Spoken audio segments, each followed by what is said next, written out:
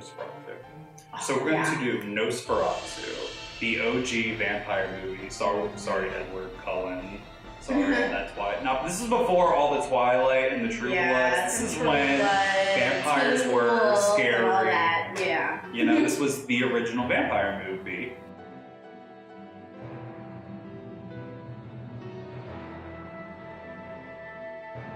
It was based off of Bram Stoker's novel, Dracula, but because of copywriting, they couldn't name it Dracula, so instead they just changed the name of the vampire to Nosferatu. And it also was a foreign film.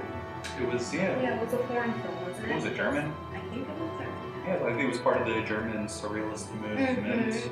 Yeah. And it was very dark for its time. Even nowadays, I feel like a lot of horror movies that come out they don't have that darkness and that edginess to it. The edgy, yeah, I see what you mean by the edginess. Like, this movie, when we talk about like scary, yeah, obviously you're gonna see it today and you're gonna be like, that's what they were scared of back then, but when they saw that shit back then, it was terrifying. You know, this wasn't is the first something time they you were see. used to see. Right, this is the first time, like, you hear the story of Dracula, this is the first time you're actually seeing it on a camera. And the actor Max Schreck, who played, I think it's Count Olaf. Count Olaf, yeah. That's from a series of events. No, I wasn't. Olaf was from a series of it was. I think it was Oleg, something like that. Something with the guy. The guy who played him, his name was Max Schreck. I read that he actually distanced himself from the other actors in the camera crew and the production crew, and he was always in character during the whole production. They never saw him as Max Schreck, they only saw him as the Count. And he wanted to do that to really get into character, to develop himself as like an actor. And so people that he was working with would also vibe off of it. They would really believe that this man was a vampire. And you see that a lot. That definitely inspired people like probably Heath Ledger, who played the Joker, who was very in character. God, yeah, and Leonardo DiCaprio. He really gets into his roles. He really gets into his roles, and I feel like they are in some way, shape, or form inspired by Nosferatu.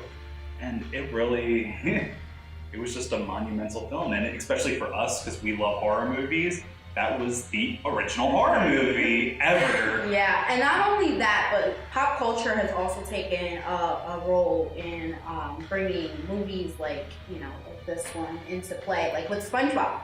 You know, that episode. Yes! Yeah, like, come on. The hash slinging slash who was turning on and off the lights. They go, Nosferatu. Yeah, and he's there. He's in the shot. And it's amazing because it's like, that's the first time that you being so young, you're introduced to that. Right. And they even showed him as black and white. It was actually him looking on and off the lights. They're introducing that generation of kids who watch SpongeBob to Nosferatu. And of course, it had to be like the scary episode. So they're like, okay, well, why not bring the original scary in this episode? Because you know the people that write SpongeBob, they were inspired by Nosferatu. It just goes to show that a movie that's over 100 years old is still influencing productions today. And I feel like it'll never really go away. It's monumental. And you know, the costume design in there is like iconic. Like, I love his the whole long, and his little and the makeup. Let's talk about the makeup. For back then, that was a pretty good makeup job. Yeah, those black circles under the eyes and all that. Like, and he was super pale. He was like a very pale, and he was like naturally a very lanky type of actor. But if you see him in real life compared to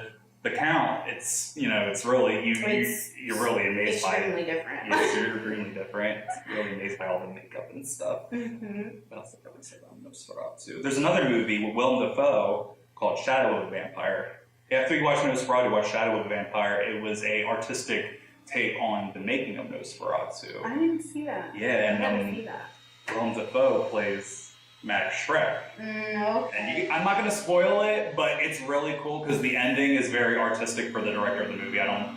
Pardon me for not knowing the name of the director of that, but Willem Dafoe, I believe, was nominated for an Oscar. So, was he? Yeah, so hey, if you love vampires, you like all that Twilight crap, watch Nosferatu. Do it. feel like, you know, vampires sparkling in the sunlight. You won't get that in this. You're not gonna get that in this one. But just give That it is not a vampire. Like, that fucking bullshit. Oh, come on. Come on. All right. Let me stop it real quick and then